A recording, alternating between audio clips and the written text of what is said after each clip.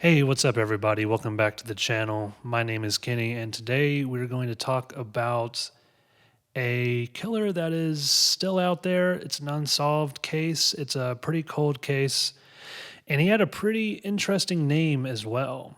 He was called the Doodler because he liked to sketch his victims before he killed them. If you like what we do, please consider subscribing to our channel and hitting the like button. Next week, Stefan will be back and we will be doing an episode on another unsolved case called the Alphabet Murders. We appreciate you being here. So the guy we're talking about tonight was named the Doodler.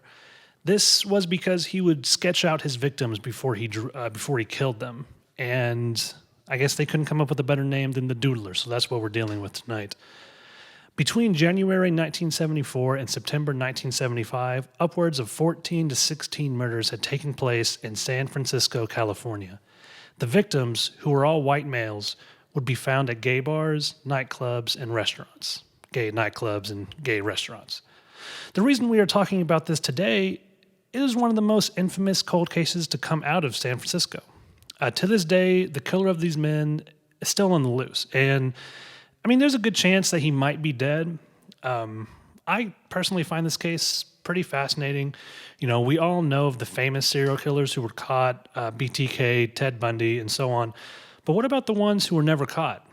The ones who would evade capture for decades? How were they able to get away with this? Again, my name is Kenny, and today we are talking about the Doodler Murders. Even just saying that kind of sounds weird. The Doodler Murders, I don't know.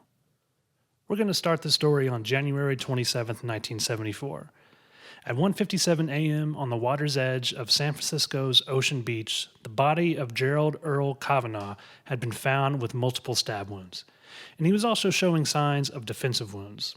His body was wearing a full set of clothes, including a jacket, and he was also showing signs of slight rigor mortis. Initially, he was only known by the name of John Doe Number 7, but he would later be known as the Doodler's first victim. He stood at about 5'8", he weighed 220 pounds, and he was never married. He was also born in Canada on March 2nd, 1923. Next, we're going to go to Spreckles Lake. By the way, I love Spreckles Lake. Spreckle! We're going to go to Spreckles Lake in Golden Gate Park. It's June 25th, 1974. So this is about 6 months after the first victim was found, and a woman comes across the body of Joseph Stevens. Initially, his nickname would be Jay, which is spelled J-A-E. I assume that's how you would say it. This would be the Doodler's second victim. He had been stabbed 3 times and was last seen leaving the cabaret club the night before. With investigation, police believed that Stevens had driven the killer to the park himself. Stevens was a native of Texas, and he was a popular drag queen in San Francisco at the time. He was working at a club called Finicino's. He would eventually start performing more gay comedy routines. The third victim of the Doodlers was a man named Klaus A. Chrisman. On July 7th, 1974, Chrisman's body would be found near Lincoln Way, right next to a beach. He was a German national who was working at Michelin at the time of his death. He was 31 years old. He was found by 88-year-old Taba Weiss, who was walking her dog. After she found the body, she returned home and called the police. Chrisman's throat had been slashed open and he was stabbed 15 times. Inspector David Toshi described the murder as one of the most vicious stabbings he had ever seen. And this one seemed a little bit more brutal than the past 2 killings. The Sentinel reported, quote, "Police are aware of the similarities between the murder of Mr. Chrisman and the stabbing of Gerald Kavanaugh last January. There also seems to be similarities between these 2 stabbings and the murder of Jay Stevens, whose body was found stabbed front and back at Stowe Lake on June 25th. All apparently involved the victim meeting someone who suggested driving to a remote area as the beach or Golden Gate Park. All 3 were viciously stabbed front and back, and all 3 were stripped of identification and property," end quote.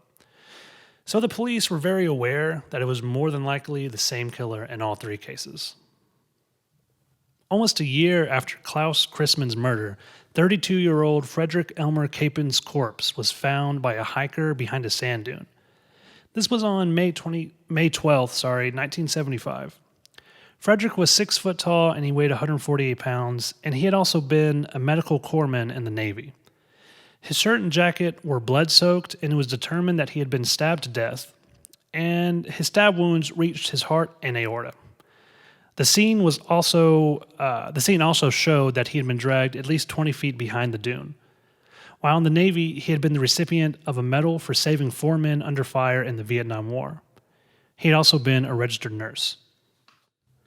1 month after Frederick's body was found, on June 4th, 1975, the corpse of Harold Goldberg was found on a Lincoln Park golf course. Lincoln Park, like the band. He was found by a hiker about 10 yards off the trail. Goldberg was 66 years old and was found with his pants undone, and he had no underwear on, so we can only imagine what was going on with his body. When his body was found, it was estimated to have been dead for about 2 weeks, and maggots and larvae were covering his face. Goldberg had been a sailor, and he was born in Sweden. He actually had been a pretty well-traveled man, and in 10 years between June 1930th and July 1940, he traveled to Boston, Puerto Rico, Cuba, Shanghai, and Liverpool. He would become a U.S. citizen on August 15th, 1955. And if you hear children playing in the background, it's because there's a bunch of children playing in the background. 5 months after Goldberg's murder, the San Francisco Police Department released a composite drawing of what the suspect might look like. They were able to get this information from the few witnesses that would talk to them. The suspect was known to frequent gay bars and restaurants in the Castro and Upper Market areas. He was supposedly black, between 19 and 22 years old, and around 5'10" to 6 foot tall. He was slim and usually wore a Navy-type watch cap. Police had an MO on the suspect, but how accurate it was kind of up for debate. I mean, they said he was possibly an art student, which is pretty easy to guess, considering he would sketch out all of his victims. He had also told one witness that he was studying commercial art. Unfortunately, his artwork was never shown to the public, so it's kind of hard to know if he was good or not. I don't know. The images that I've shown, and also the ones that are in the thumbnail, are not his drawings. Those are the composite sketches that were done by the San Francisco Police Department. You know, the thing is, most of the witnesses wouldn't speak to the police. This was believed to be just because a lot of the witnesses were probably closeted gay men. Inspector Frank McCoy told the Sentinel, "I'd sure like to talk with anyone who's been attacked, and I'd really like to emphasize that the information we are receiving will be kept confidential." At the time that all this was happening, San Francisco, and especially the Castro area, was becoming a very popular, strong refuge for the gay community. Harvey Milk was popular with the community, and it was kind of before AIDS had become what it had become. Basically, I mean, this was like a pre-AIDS gay paradise. The bars and restaurants in the community were very popular. However, the San Francisco Police Department were not feeling the same way about the integration of the gay community.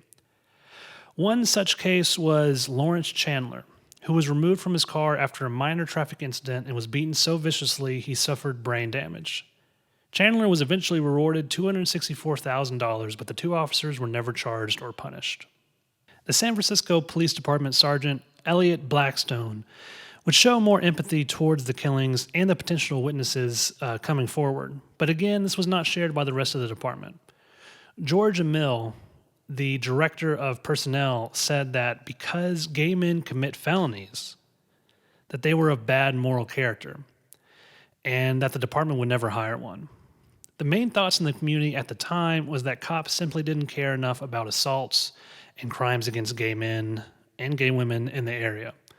And of course, this isn't the case with all of them, I'm sure, but that's pretty much how it felt within the community. And they just didn't feel safe. And this is one of the reasons, I mean, we can go back to how, I mean, most of the witnesses in this case, you know, it could be people in restaurants and bars and clubs, whatever, and any witnesses that may have seen something, you know, not any of them, but a lot of them were closeted gay men. I mean, so they're not coming forward. I mean, they didn't have very much information at all from people outside of the, people outside of the main little circle for this. So no one was really coming forward, unfortunately. Supposedly, there were 3 witnesses that actually survived being attacked by this man, though. One was a man who was a European diplomat who was living in San Francisco in May of 1975. He met the suspect in an upper market restaurant late at night, and the suspect asked him if he had any cocaine because they were about to party. And they both went back to the diplomat's apartment where he was stabbed 6 times. The diplomat had denied any sexual relations with the suspect. Of course he did, again, I don't know. They're not talking about that. The other 2 surviving witnesses were only known as a nationally known entertainer and a well-known San Francisco figure. During the time that the Doodler's victims were killed and found, over 20 gay men had been murdered in the area, which is why the police believe the victim count could be a lot higher than originally suspected. I swear to God, every time I say Doodler, I almost laugh. I have to hold back the chuckles. Also, if you hear snoring in the background, one of my cats is near me and he's snoring really loud. He's kind of fat. In 1976, the San Francisco Chronicle wrote an article titled "The Gay Killers." I don't know, that's just a mistake on the article. I don't know why they would name it that. Probably the gay killings. But basically, this article detailed the crimes. After this story was released, the public was on the lookout and was calling in and giving a large number of tips to the San Francisco Police Department. One man had the police call on him after someone thought he could be the killer. He had walked into a Tenderloin bar and offered to draw the patrons. He had a book of sketches, and he was also carrying a butcher knife. So, that sounds like the guy. He was arrested for concealed weapon charges and eventually charged with aggravated assault when he attacked homicide detectives. So yeah, I know what you're thinking. Who the hell is this guy? What happened to him? He walked into a bar with sketches, asking if he could sketch people, and he had a butcher knife on him. And then he attacks the detective. Yeah, I don't know, but I looked it up and I couldn't find anything. Nothing. All I know is that he was arrested for aggravated assault. He had a knife and some sketches. He wanted to draw people. And that's as far as Google has taken me as far as that goes. A while after the killing stopped, Harvey Milk would speak on them, and he would say that he basically could understand why people weren't coming forward to help out with this. He could kind of understand what people were thinking whenever they heard about this, what the police department was doing, and what how people were afraid to come forward with information. And honestly, this is kind of where this case stops, because there's a little bit more to it. But whenever you look up anything to do with this case, you'll find an update more recently. But between 1978 and 2019, there was nothing said about this, even in the gay publications of the time. I mean, there was nothing. Basically, after a few years after the killing stopped, nothing really came of this, and everyone sort of just forgot. And I mean, a lot of people will say it's because it was done to the gay community. And especially at that time, they were just kind of forgotten about as far as this sort of thing goes. So, like I said in the beginning, the person that committed these crimes, these killings, is still out there. He could be alive, he could be dead. I mean, if he in the mid 70s, I mean, who knows? But if he was 30 years old and 1970, there's a chance that he could still be alive. He is probably dead, but it's kind of hard to know. The only real thing we have currently on this case is last year, 2019, in February, the San Francisco Police Department released a $100,000 reward to anyone that can come forward with evidence that might help solve this case. And, this case was never closed. It's, as far as I know, I mean, from what I could find, it's been open this entire time.